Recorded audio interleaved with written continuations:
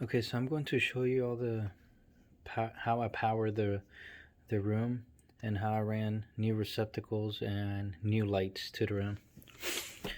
This is my main power source. That's the knob and tube that I was talking about. So over here is your neutral towards the white cable, and then over here that's my power, my main power. So you got this 14-2 wire. That 14-2 wire that goes down to one of the outlets in the room. And then from that outlet, I jumped to two more, which gave me two more outlets on the closet wall. Now, that main power, the same main power, there's another wire right here. This was the original wire that went down to the second receptacle. As you can see here, that went down to the second receptacle. But I'm capping that receptacle down there and using it for power, because I don't need that receptacle in the closet. So I then ran a wire from down there tapping into this main power, but it's tapped into down there, which I could have just made a junction box up here and just tapped into it from here. And then I ran another wire, and that wire then came down to the end of my wall, my closet wall, to my light switch, and then I ran another wire from that light switch to the light. So this one powers my receptacles, and then this one over here powers my light switch and my light. And this one over here is just power going into the box. Now, to power the other closet, I actually had a main light right here of the room. So there was another line that came in, which is this one right here, that other black line right here. That's another main power. So anything that's tapping into here, it's all grabbing power. So then that line, I traced it down, as you can see right here, and the same line right here, and then I created this junction box here. This junction box here. So there's three wires going into that junction box right here, and it's all getting fed by that one power. So what I did was I sent one of these over to my switch in the small closet, and then the other one comes back up for the light, and then one of them goes to the new receptacle. And then I created this joint right here. This would be a junction box, but I was short and wire to run to power my light, my first light to the room, which is powered right here. And then my closet light, which is right here. And then that all gets tapped. That same cable goes down to the light switch down there. So one of them goes down for power, the other one goes down for the switch. The third cable, it's for my dimmer lights, and then it gets power to the lights. So now I'm gonna take you, and then real quick, this is the thing that sucks. You see a lot of the boards up. You have to take all those boards out. So if you have a finished attic, you're gonna have to cut your floor, unfortunately. And then I traced this other light, which came over here. That's how I powered that light. And then it's powering by the switch, which is this wire that runs down to the switch. which it gets fed through there. It's all knob and tube up here. Now I am going to show you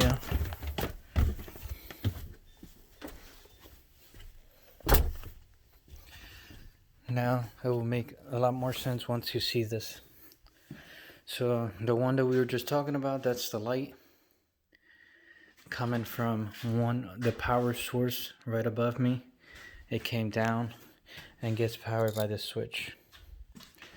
And as you can see, this light, it's actually dimmable. But if I wanted to run a dimmer switch, I would then have to run another wire back up to the light upstairs.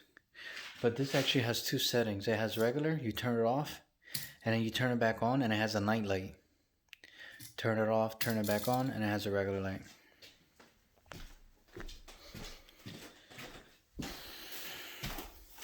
So I'm going to show you. So these are dimmer switches. You have your ground, you have your black, you have your other black, and then your neutrals. They just get tied together down here. They just get tied together. So one of these, it's power coming in into the light, and then the other one, it's power going out to the light. And up there in the light, you got your ground, your neutral, and your power. So you just pretty much, you attach all your grounds. This is just a box. It's a connector, like one of these, but it's actually easier to use because you could plug two in or all of them at once, and then just cap two. Instead of capping all three wired, you're putting two in here and then get another piece and tapping into one. That way you don't have a lot of wires connected. Your two neutral go together, and then you have your power coming in to one of those bronze color, and then the other one on the other side. And then this is the same concept. This is the light then powering those lights. That's my spotlights, which they're also dimmable. That's just, they have like a little dimmer switch over here. And it's the same thing.